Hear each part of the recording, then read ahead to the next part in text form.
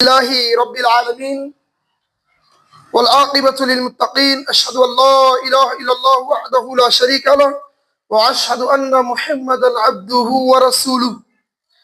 أعوذ بالله من الشيطان الرجيم. بسم الله الرحمن الرحيم. كنتم خير أمة أخرجت للناس تأمرون بالمعروف وتنهون عن المنكر وتؤمنون بالله. وقال النبي صلى الله عليه وسلم من دل علی خیر فلہ مثل اجر فاعلہ. ناظرین، میں نے آپ کے سامنے سورہ آل عمران کی آیت نمبر 110 آپ کے سامنے پیش کیا، جس میں اللہ رب العالمین نے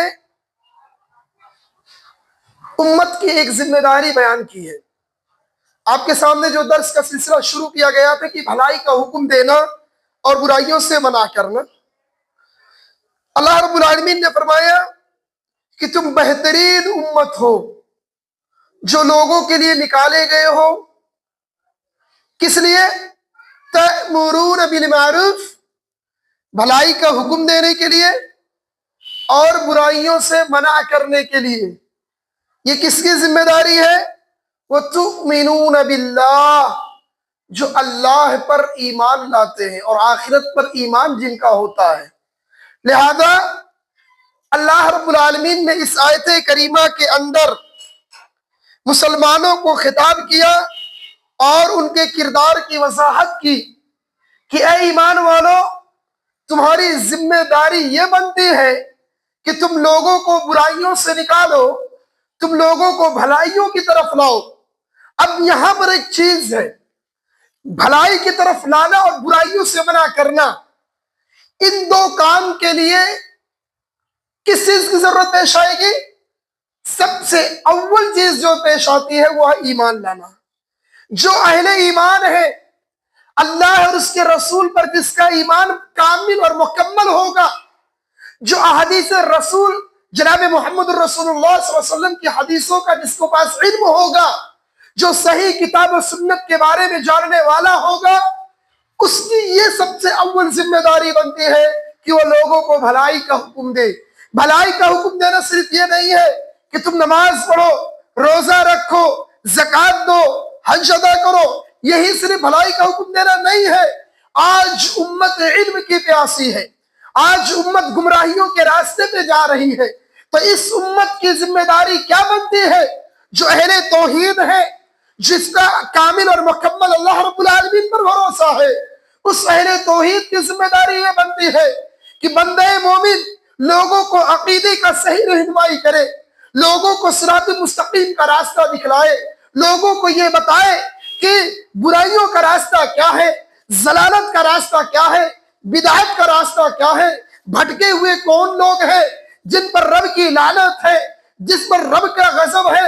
یہ کون بتائے گا؟ آج امت محمدیہ کے وہ مخصوص طبقے کے لوگ موجود ہیں جو بھلائی کا تو حکم دے رہے ہیں، لیکن جس بھلائی کا حکم دینا چاہیے لوگ اس سے بہت کو دور ہوتے جا رہے ہیں. بھلائی کا حکم، جیسا کہ میں نے کہا، صرف بھلائی یہ نہیں ہے کہ میں آپ کو نماز کی تلقین کروں، آپ کو برائیوں سے روکوں. بھلائی کی مراد یہاں پر میں جو پیش کرنا چاہتا ہوں آپ کے سامنے وہ یہ ہے کہ ہماری ذمہ داری بنتی ہے کہ اگر ہمارے گھروں کے اندر بدعت کا کام ہو رہا ہے، ہمارے گھروں کے اندر شرک کا کام ہو رہا ہے، ہمارے بچے انحراف کے شکار ہو رہے ہیں، ہمارے بچے صحابہ کرام کے تعلق سے ان کا گندا زہر بنتا جا رہا ہے، یہ ہماری ذمہ داری بنتی ہے کہ ہم انہیں اچھی راستہ بتائیں، ہم انہیں بھلائی کا راستہ بتائیں. کیوں؟ اللہ کے رسول صلی اللہ علیہ وسلم کی ایک حدیث ہے، صحیح مسلم کی روایت ہے، آپ نے بیان کیا جس نے کسی خیر کی طرف کسی کی رہنمائی کر دی، کسی بھلے کام کی طرف رہنمائی کر دیا، اللہ رب العالمین بھلا کام کرنے والے کے مثل اسے ثواب عطا کرتا ہے. آپ اپنی ذمہ داری کو ادا کرو، آپ اپنی ذمہ داری کو ادا کرو. وہ مانے نہ مانے، عمل کرے نہ کرے، یہ آپ کی ذمہ داری ہے. اللہ رب العالمین کے پاس آپ گرفت میں آئیں گے.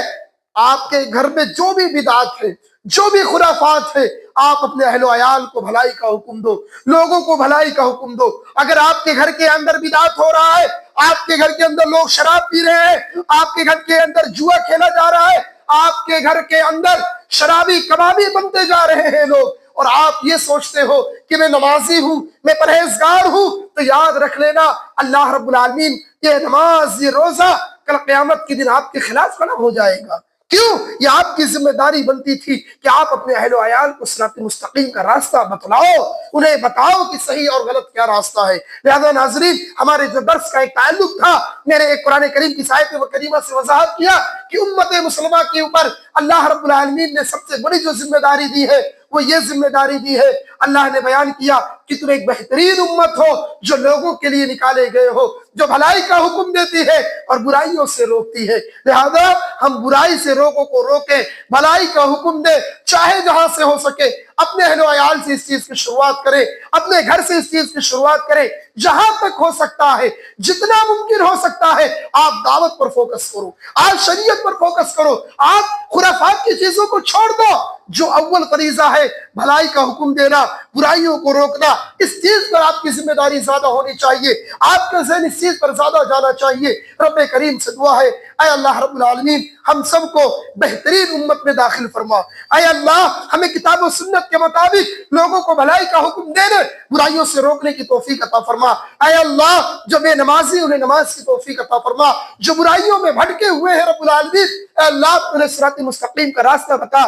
آمین تقبل یا رب العالمین۔ سبحانک اللہم و بحمدک اشہد ان لا الہ الا انت استغفرک و اتوب الیک۔